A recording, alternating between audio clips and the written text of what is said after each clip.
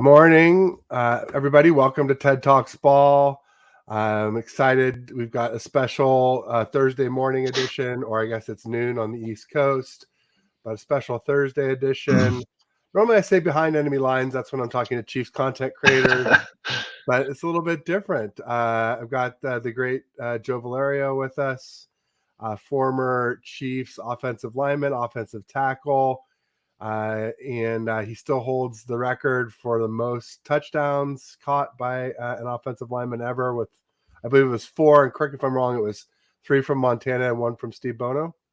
It was, Ted, and great to be with you, man. Yeah, and that's a great segue into like connecting with you and the way that I feel about, the 49ers having played with the great Joe Montana and Steve Bono, of course, and Ronnie Lott for a little while he was with the Chiefs. So yeah, had great connections with that 49ers squad and became good friends with Harris Barton, the famous right tackle of the Joe Montana era. So yeah, love my connection with the Niners. Love this new rivalry that's here now, right? 2 Super Bowls in several years.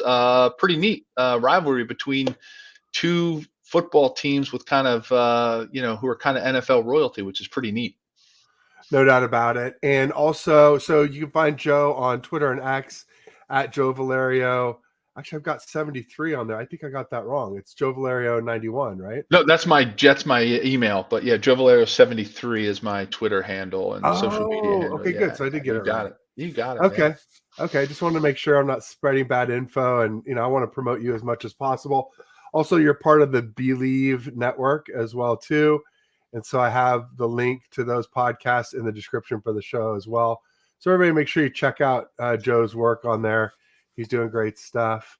And, I had Joe on during the off season, before the draft, because I figured, hey, the Niners, we need to draft a tackle. We need to draft a tight end. And Joe's kind of like the living embodiment of both. He's like a tackle who played as a tight end and caught 4 TDs like a tight end would in the end zone on goal line plays. And anyway, bottom line, I was way off in my prediction. The Niners drafted neither. So I hope I was more right in my current Super Bowl prediction now than I was back with my draft predictions. Another notable thing from the show was you listed Kittle first when talking about the great tight ends of our 2 organizations. And Kittle came in tight end yardage this year. So I thought that was kind of cool. Maybe I should listen to your predictions more than mine. I know you did it just to be nice because you were on my show, not because you think Kittle is better than Kelsey per se. But anyway, I just thought that was kind of interesting that, if we count that as a prediction, there's one wrong for me and right for you. There. Oh, well, that's cool of you to say, Ted. No, but seriously, with all due respect to covering the Chiefs and doing the Believe in Chiefs podcast with my podcast partner, Jeff Fedotin, and having played for the Chiefs, I still try as hard as I can to be an objective, football commentator, if that's the right term. Because, fans expect that. Listeners expect you to be objective, right? It'd be so easy for me to be a Chiefs homer, and to just throw out all positive things about the Chiefs and not give, listeners a real, give them my real thoughts on what I think of things. So, I'm always happy to share objective thoughts. And I think Kittle and Kelsey are different. They're different in many ways in that you wouldn't expect, with some of the things that happen in an offensive playbook for them to be, neck and neck for yardage and things like that. We all know that, Kittle's probably a better blocker. He's probably more along the line of the complete tight end that I was used to playing with back in the 90s. And then, and then the way the tight end position has morphed into almost like an H-back, type of position for a lot of teams. So they're just different. And I would expect in the San Francisco offense, I would expect Kittle to gain more yards. Doesn't mean I like him better than Travis Kelsey since I cover the Chiefs, but it's just, objective stuff. And I got a ton of respect for, Kyle Shanahan as a play caller for the 49ers, obviously as an organization that is absolute NFL royalty when you think about what they've done, what they've accomplished over time with Super Bowl wins and championships and the types of players that have played there that are just, they just seem to attract incredible, players that want to go to the Bay Area and live and play for a team with such a great history. So I'm super excited about this Super Bowl. I'm glad to see them get a rematch. I also, your San Francisco 49er fan listeners don't want to hear this, but I'm also an Eagles fan since I do live in Philadelphia and I grew up in Philadelphia. So, Philadelphia is my hometown. So that's the team that I grew up, following, and sort of rooting for my whole life. And I'm sure the 49ers fans are great. They're happy to see this great team back in the Super Bowl, considering they didn't get their best shot last year, not having Brock Purdy, right? With all due respect to the quarterbacks who filled in admirably, it just wasn't the same having that young star, calling the signal. So, I think this is great for 49ers fans to see this team back in because, one of the things that I think, Ted, that's interesting as I see this game unfolding and I see this season unfolding, short of Brock Purdy getting better, right? Which he's going to be, right? I mean, come on, he's so young and he's got so much ahead of him, and he only seems to be getting better with each game. I would say my fear for if I were a 49ers fan, my fear would be there's a lot of pressure on the 49ers to win this game because I'm not sure as a team this 49ers team could get any better, right? Like short of Brock Purdy getting better, which we know he is. So in essence, the team could get better if Brock Purdy gets better, which he will. As a whole, when you look at the personnel, it's a pretty magical group that they have together. So there's a lot of pressure on this 49ers organization, I think, to win this one, which is an interesting angle to come at it from. No doubt about it. Especially, it's harder for the personnel to get better. When we lost Adam Peters to the Commanders, a lot of people feel like he was really the brain trust of the scouting department. Lynch gets all the credit, all the glory, but a lot of people felt like it was Adam Peters that was responsible for a lot of those late round gems and undrafted gems that have helped make us great. Yeah, it's interesting, talking about Kittle and Kelsey, they are very different. A lot of people would maybe say that Kelsey's a better route runner, but now it's come out lately, like, I think was it the Ravens game where did he run a route in the Ravens game? I mean, it was like It's he's like just running schoolyard. around in circles and just finding holes and zones, and it's incredible the way he plays and the way he and Mahomes have that sort of like telepathy together. Yeah, and I To think Ted, I think, and sorry to interrupt you, but I think you'll start to see that with Purdy and Kittle over time, right? I think that's just chemistry between Montana and Clark, Montana and Rice, Peyton Manning and Marvin Harrison, right? I just think it's that magic that happens between route runners and quarterbacks that they develop over time. So you may see George you may see him start to what word am I looking for? Improvise a little bit as he starts to run his routes as they get used to playing more and more. Because that's real. Everybody, whether you like the Chiefs or not, no one can deny the effectiveness of that partnership between those two today, as it stands with Mahomes and Kelsey, because they just seem to have that telepathy, with each other. They just kind of know where each other's going to be, and that's what every I think great offense wants, right? They want that kind of thinking between their receiver and their quarterback. And, and I think Kittle and Purdy probably developed that a little bit more this year. And that's why Kittle had a little bit of a better year yardage wise, because, it was a struggle this year for the Chiefs, from a receiving perspective. Everybody talks about the drops. Everybody talks about the fact that your number one wide receiver right now is a rookie. That's tough. And I think that really it didn't help Travis at all when it comes to trying to be Patrick Mahomes's, air quote top receiver. You don't ever expect your tight end to be your top receiver, right? You want it to be a true wide receiver. unless it's Gronk, right? Well, So, right, that's a whole different. He's a whole nother animal, that guy. yep. But yeah, so I just think it's really interesting. It's fun to see the differences between these two organizations and how they've developed. And I'm excited to talk to you about thoughts about what we should be looking at in this Super Bowl matchup, and where fans and your listeners and viewers should be watching to see how things develop over this game. Because I think there's some very interesting matchups that are going to happen, especially up front. No doubt about it. I've talked to I think 6 or 7 Chiefs content creators, so I think I've got a pretty good pulse on what a lot of them are thinking. One thing I've been thinking as somebody who might be an X factor in this game for the Chiefs is a wide receiver, but Marquez Valdez-Scantling, because you mentioned drops. That's sort of been his career, Mm-hmm. what he was like most of the season. But then he comes up with these 2 huge grabs against the Bills and the Ravens to kind of salt those games away. So for me, like if he keeps doing that, that could be the difference because he's fast. Andy Reid will scheme him open. I have no doubt that he'll get open. And it's just like, is he going to keep making these big grabs? Did he like turn a corner and is he like a new guy? Or will the old MVS show up and he'll get back to his dropping ways, which is of course my hope. Yeah, Um, of course, yeah.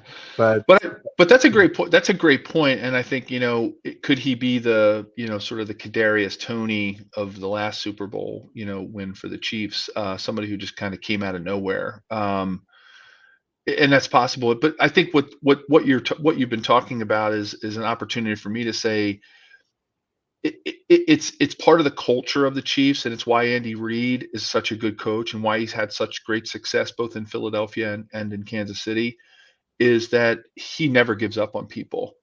And, and I think he's instilled that culture and that thinking process with Patrick Mahomes. He's instilled it in him because most people would give up. And when Andy Reid sees something and he knows that it's inside there, he will force Patrick, not force Patrick, but he'll encourage Patrick to make those throws, right? I don't think there's a lot of quarterbacks or coaches that would call somebody's number in a critical game against a dangerous team like the Ravens and call up MVS's number and throw him that ball that was the same, like for all intents and purposes, Ted, it was the same ball that he dropped against the Eagles that would have won that game for them. It really was pretty much the same route. And you know what? At a critical time in that Ravens game, Andy dialed it up, Patrick threw it, and MVS caught it. And to me, that says more about MVS, or I'm sorry, less about MVS, more about this coaching staff and Patrick, in that they will continue to instill confidence for the players they feel like can develop and that can win them football games. So I think that's part of the psyche going into this is that MVS should be coming into this game with a lot of confidence that the team still was depending on him, even though he made some very critical mistakes. And I think what you're seeing with Kadarius Toney is the opposite. He's somebody that I think they've just pretty much given up hope on. The mistakes, some of the things that have happened. And I think you won't see him get those same targets and why he's been inactive for games and, not participating in games is that, they kind of maybe have had it with him. So it's a very interesting cultural phenomenon that happens with teams about, the players that you depend on. And MVS could be one of those for this game. there you go.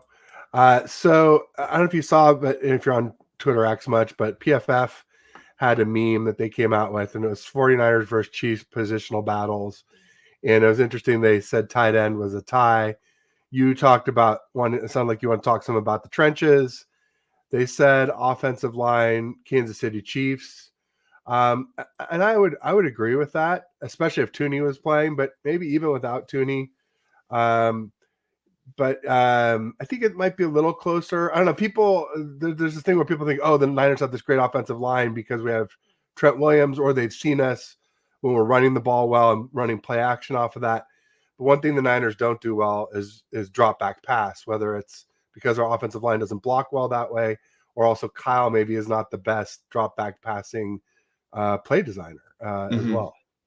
Yeah, no, I mean, I love that you want to talk about what's going to happen up front because for me, of course, I'm a former offensive lineman. Of course, well, I guess I'll always be an offensive lineman, right? We call ourselves the Fools, Ted, the Fraternal Order of Offensive Linemen. I love it. And eh,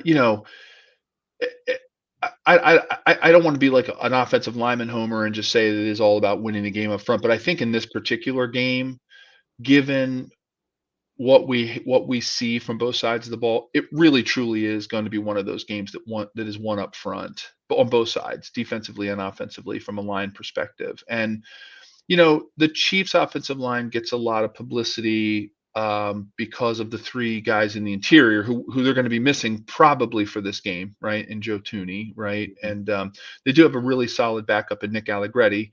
I Yep. think he's played admirably. He's a really great guy. We wear the same number. We both have a lot of vowels in our names. We both caught touchdown passes. So we have connected in a way that I think a lot of offensive linemen haven't from one generation to the next.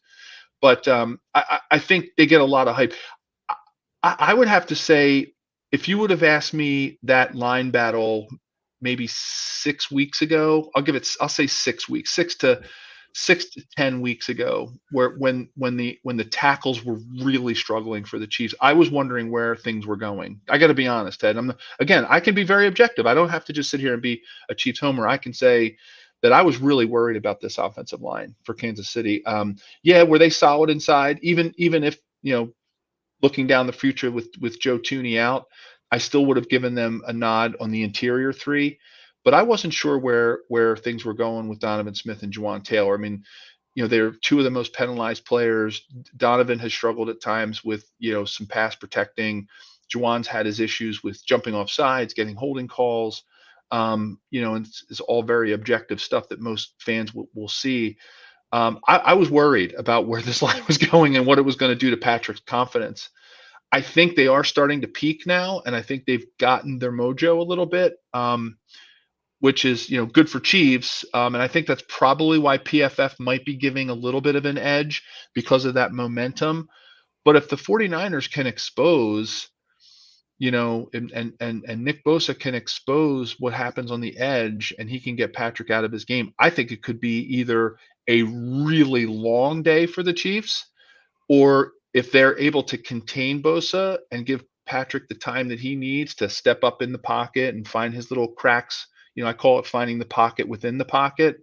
It could also be a very long day for the 49ers defense. So hate to pin it all on Nick Bosa, but they're going to have to do something to get him game planned into this thing where he is disrupting and he's disruptive because I think Patrick is pretty seasoned and will find ways to exploit the 49ers secondary. There you go. I think it's notable that you didn't note Chase Young. We're starting to call him Jog Young because of his lack of effort. And here he is now saying, oh, we're going to give a much better effort. I'm like, buddy, you're the one we're all worried about here. And so it's funny that, PFF did give the Niners the nod for defensive line, but I think that one's a lot closer than you might think. I mean, I think Chris Jones is maybe better than Bosa, maybe at least this season. And, Karlaftis is coming up, but obviously hurts that you guys lost Charles Omenihu. We know how good he is, obviously. But, Hargrave hasn't done a lot. Armstead's coming back from an injury, and his foot showed up on the injury report last week. And Chase Young, he was a great value. Maybe low risk, potentially high reward, but the reward really hasn't really hit much with him, unfortunately. He tends to go for the quarterback instead of the running back and give up his edge integrity on run plays. Yeah, I kind of agree with PFF on the D line front, and I think you said a lot of the points, Ted. I think a lot of it has to do with the injuries and sort of the rotating, cast of characters that the Chiefs have had to depend on up front. And as good as Chris Jones is, I think some of the supporting cast isn't really there for him right now. Without Derek Nottie being 100% and losing Omenihu for the game officially, like it's not the best case scenario for Steve Spagnuolo right now to not have some of his studs on the front line going into this game, which I kind of agree with you and PFF there, that I think the nod does kind of go to the 49ers defensive line. That's why I think this game, again, not to beat it to a pulp, but that's why this game is going to rely up front, right? Because it's how does one team exploit the other and take the pressure off of Patrick Mahomes, and how does the Chiefs defense apply the pressure to Brock Purdy? Because, I know a lot of people consider Brock pretty unflappable. He's got that demeanor that you want out of your quarterback, but at the same time, this is a really big stage, and experience does matter. And Patrick Mahomes, whether you love him, hate him, whatever, I know they kind of turned in a pretty they turned in a duck of a performance when they lost to the Buccaneers. But for the most part, he does kind of perform pretty well under pressure, whether you love him or hate him, or whether you're the enemy or not, and the teams are playing. I mean, you just do objectively have to give him that bit Got of to credit respect that them he, at the very least. Yeah. yeah, you have to respect that. Now, the issue is, can they disrupt his game? Right? That's more. You're not going to disrupt him from a pressure of the game perspective, but you are definitely can disrupt his game if you rush him. I'm pointing at my face because that's where you need to beat Patrick Mahomes, is in his face. You can't let him find that pocket in the pocket. You can't give him that extra second to find Travis Kelce exploiting a zone, or the Chiefs using what speed they do have to beat the coverage. I call it beating it horizontally, right across the field. They're very good at using all 50 yards sideline to sideline. That's where you have to beat Patrick, right? You have to get in his face.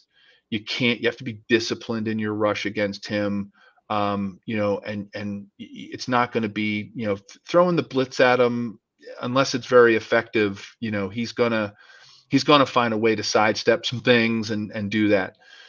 I don't know if Brock Purdy has that yet, right? We haven't seen him be super effective against blitzing teams that provide a lot of pressure. I think a lot of people have gone back to like that Packers game, where, if you do get after him, I think given the fact that Steve Spagnuolo, D coordinator for the Chiefs, has had 2 weeks to prepare for this, Niners fans have just got to be ready to watch Steve Spagnuolo unleash what he needs to, especially in the first half. I don't think he's going to wait. I don't think he's going to wait to pressure Brock Purdy. If he waits, it could be very dangerous for the Chiefs. So they're going to try to get after him early and take their chances because, like I said earlier, I think the Chiefs feel like they don't have anything to lose. They're kind of playing with house money, to use a cliche. There you go. Yeah, Purdy's good against pressure and the blitz, like statistically, but I'll tell you, if you get somebody in his face, he just doesn't have the arm strength to throw the ball unless he can step into it properly. And so if you take away that landing zone for his forward foot, you're gonna impact. That's where a lot of his bad throws and interceptions come from. So I'm with you there. Okay, so we're saying Chiefs win O-line, Niners win D-line. Do you have a prediction for the game? I mean, I don't know if your 49ers faithful are going to be happy with what I think, how it's going to play out. And but I have to be objective. I just have a feeling that the Chiefs are peaking at this point. There's something in the last several weeks, where they've sort of hit a button on some things. Number one being the fact that Rashee Rice is finally their number one, and that teams have to think about him. And that's why I think Travis has had, several really good playoff games, because they've got to bracket Rashee Rice. And as soon as they don't, Patrick's going to find him. And I think that could be the X factor in this game, along with what Steve Spagnuolo is going to do on defense to disrupt Brock Purdy in his, first Super Bowl appearance, There you as a go. starter. And I have a feeling that I think they're going to get out and run. These two teams are going to get out and run to the end zone. And I have a feeling that, my personal prediction is that the Chiefs are going to win 31-24. 31, I 24. still think we're going to have a lot of points scored. Again, that's my objective point of view. I promise your listeners and viewers, I'm not being a Chiefs homer. That's just my objective point of view, and I'm sure they're all going to hope I'm absolutely wrong, and they have every right to think that. But I just have this strange feeling that the Chiefs are peaking at a point where defensively they might be a little bit too much, and offensively they're kind of finding their groove at this point. Yeah, no doubt about it. I've noticed that about the Chiefs, especially like the 3 points scored in the fourth quarter of 3 playoff games. So average of 1 point per fourth quarter. The Niners looked rusty against Green Bay. They kind of still look rusty against the Lions. So I'm hoping we knock off the rest, and I'm expecting that we will. I'm saying, 49. I've kind of been all over the place with my predictions. I started out Yeah. with like 24-21, and I didn't want to have to count on Moody for a field goal, so I said 21-17. And then some Chiefs guys were on and said race to 30. So I still don't think either team will score 30, but I brought it closer to that and saying 28-24 Niners. But yeah, I didn't have you on to agree or to like cater to the Niners Yeah. faithful. Like, Yeah. I want you to be true to you and be true to your Chiefs or even the Yeah. Eagles, I guess. And I I don't and know. I think you're, and again, not just because we're talking. I think your score is a could be very one that could very much happen. Where I don't think either of us are out of the ballpark. No one's predicting a 41-10, hummer, just a ho hum game, where somebody jumps out. I think we're kind of both in that same ballpark, that it's going to be close. It's going to be 4 points, 7 points, 3 points. I mean, these are the two best teams in the NFL right now, no doubt, that have peaked at the right time, and I think it's going to be a fantastic game. I I think think so people are too. going to see a lot of great football, and with two teams that really are truly, with not to overuse that cliche, but they truly are NFL royalty, right? When you look at the history of the 49ers, you look at what they're doing now with their second Super Bowl appearance here in a bunch of years, or I'm sorry, not that many years, and then you get this rivalry now, this NFC AFC rivalry between two great teams. I just think it's the stage is set. It's going to be awesome. No doubt about it. You said the pressure's on the 49ers. I agree 100%. Not just because it'll be hard to keep this roster as good as it was this year, but also, there's that thing of like, quarterbacks who lose in their first Super Bowl that typically never make it back to another Super Bowl. So for Brock Purdy's sake, we got to win this. But, nobody cares. And the other thing I would say about that is it's never been done until it's been done. Yeah. So, that it's not like it's a death sentence or anything, but it's certainly not a great look. Well, Joe, I know you have places to be and things to do. So I wanted to, thank you for being here. Everybody, make sure you check out at Joe Valerio 73 on Twitter and X, on the Believe Network for his podcasts. The link is in the description for the show. And I'll just say peace and go Niners. And you want to give us a Chiefs Kingdom, or what would you like to say about that, Joe? There you go. No, I just obviously everybody in Chiefs Kingdom, they know the old tomahawk chop, and I think I think Chiefs fans are ready for this one, and I think it's going to be a great game. And thanks for having me on, Ted. It is always great to join you and hear your perspective on the game. Now I have a better view to cover it and watch the game thanks to you. So thanks so much, bud. I appreciate it. My pleasure, Joe. Have a great one. All right, see you, Ted.